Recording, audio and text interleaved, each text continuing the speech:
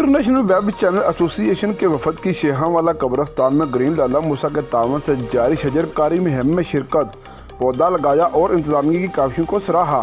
शेहांवाला कब्रिस्तान की सफाई सुथराई मुहिम और स्प्रे के अमल के बाद ग्रीन लाला मूसा के रिजवान अहमद की निगरानी में जारी शजरकारी मुहिम में सदर international web channel association Nadeemullah Bhat, general secretary Shahzad Dilbar, senior नायब सदर इशफाक सिद्दीकी और ज्वाइंट सेक्रेटरी साबर सवर ने शेहांवाला कब्रिस्तान इंतजामिया के रुकन अय्याज हुसैन के साथ मिलकर पौधा लगाया। वफद ने रिजवान अहमद और अय्याज हुसैन समेत इनकी पूरी इंतजामिया की कावियों को खराज तहसीन पेश किया। आइए मुलाहज़ फरमाइए इंटरनेशनल वेब चैनल एसोसिएशन के सदर नदीमुल्लाह भट्ट ने इस हवाले से क्या कहना था। फिक्र से तल्लुक़ रखने वाले लोग जो हैं वो यहाँ पे आ रहे हैं। अब हम तासरात लेते हैं नदीमुल्लाह भट्ट साहब से हमारे इस सफ़र के बारे में। जी भट्ट साहब, क्या आप कहते हैं?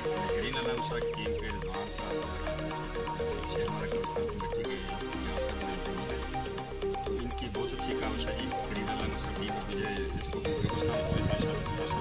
कर रही है। लाला मूसा को उन्होंने किया यारड़ी किया तो रियाज साहब की क़यादत में और रिजवान साहब साथ मिलकर अब शेहांवाला कब्रिस्तान को जो है वो ग्रीन कर रहे हैं, पौधे लगाए हैं। हमने भी साथ इनके वो क्या करते हैं पौधा लगाया।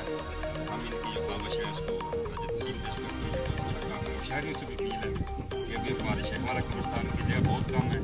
इसको जो शहरी है वो साथ दें, किसी तरीके से भी साथ जो मुहैया ज़रात है वो साथ दें ताकि इसको थोड़ा सा जगह को आगे बढ़ाया जा सके। जगह की बहुत कमी है।